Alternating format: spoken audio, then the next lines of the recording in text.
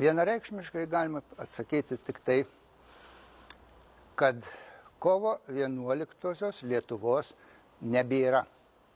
Ir nebėra ne tik tai juridiškai, bet ir ekonomiškai ir dvasiškai. O jeigu reikėtų apibūdinti Lietuvą pagal valstybių suvereniteto laipsnį, tai aš manau, kad teisingiausia būtų ją vadinti pusiau kolonijinę valstybę. Nes iš to, kaip dabar egzistuoja Lietuvos ūkis, kultūra ir žmonės, tame, kas yra vadinama Europos Sąjunga, tai paralelių su buvusių istorijoje valstybių priklausomybėmis kolonijinėms valstybėms galima būtų rasti ne vieną, bet tai ne šios dienos pokalbis. Mes atkūrėme Lietuvą labai netikusiu metu. Netikusiu ta prasme, kad ne tik tai Rusija lūžo. Lūžo visa vakarų Europa. Vakarų civilizacija buvo atsidūrusi ant virsmo, kuris vėliau jau buvo pradėtas vadinti globalizacija. Bet tuo metu, kai mes skelbėme Lietuvos nepriklausomybę, šito reiškinio taip aiškiai apibrėžto dar nebuvo. Mes manėme eina į visišką nepriklausomybę, kaip tada buvo sakoma. Negali būti pusiau nepriklausomybės. Yra nepriklausomybė ar nepriklausomybės nėra. Tai va, porą-trejetą metų juridiškai tarsi dar ir egzistavo ta visiška nepriklausomybė, tačiau iš vidaus jau ji pamažu buvo paplaunama ir griuvo. Nepastebimai, o kai kam ir aiškiai suvokiant, kas yra daroma, bet buvo išplaunama kovo 11-osios valstybė. Kas pirmiausiai buvo padaryta? Pirmiausiai buvo atimtas iš žmonių turtas.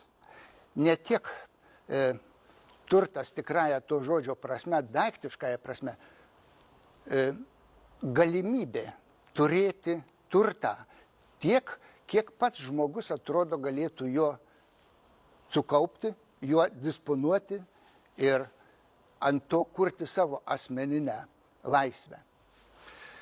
Antras dalykas buvo nuimta visa finansinė šito disponavimo turtų galimybė. Žmonės turėjo daug santaupų, bet jie buvo visų bankų bankelių išsiurbti, išimti ir pervesti į nežinia kur, kaupiant būsimųjų oligarchų pradinį kapitalą. Kai skelbėme nepriklausomybę, vakarų Europa nebuvo susiorientavusi, ką darys su šitomis postkomunistinėmis, kaip jį vadino, šalimis. Bet labai greitai buvo susimesta, nes pamatas tam telkimui, kuris vėliau buvo pavadintas Europos Sąjunga, jau nebe bendrija, jau buvo padarytas. Ir numatyta ten tie dalykai, kurie mus padarė priklausomais taip, kaip mes neįsivaizdavome būsę priklausomi. Pirma, tai mums buvo liepta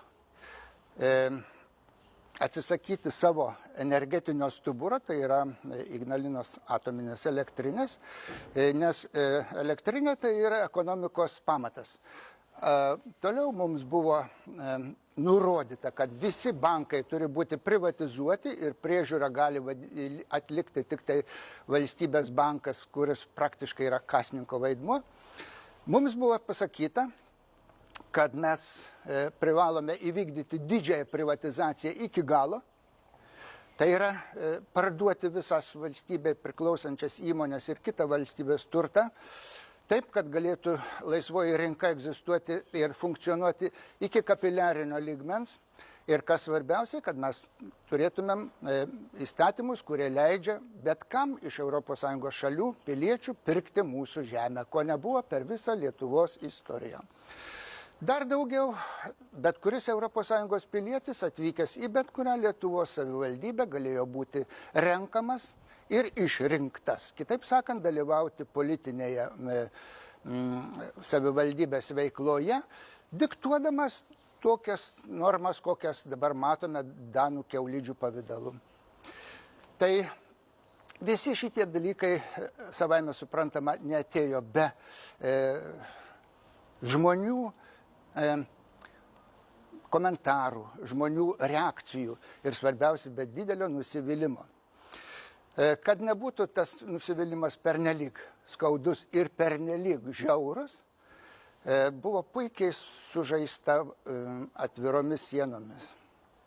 Kas gali išlikti čia Lietuvoje, nuskurdintoje Lietuvoje, kada socialinė rūpyba kitose šalyse, Britanijoje, Vokietijoje, Prancūzijoje yra 3 kartus ar daugiau aukštesnė negu Lietuvoje. Rask tu tokį patriotą, kuris čia užsiliks ir kovos su savo neįveikiama valdžia, kadangi paprasčiausiai jinai nieko negirdi. Tokiu būdu iš mūsų šiandien plaukia visa tai, kas yra vadinama Lietuva iš tiesų, tai yra gyvieji žmonės. Jeigu šiandien sakoma, kad jau nebeturime pilnų 3 milijonų, tai aš manau, kad turime dar mažiau, nes neapskaitytų žmonių, dingusių žmonių iki 500 milijonų, sako, esame dar kažkur užsimetę.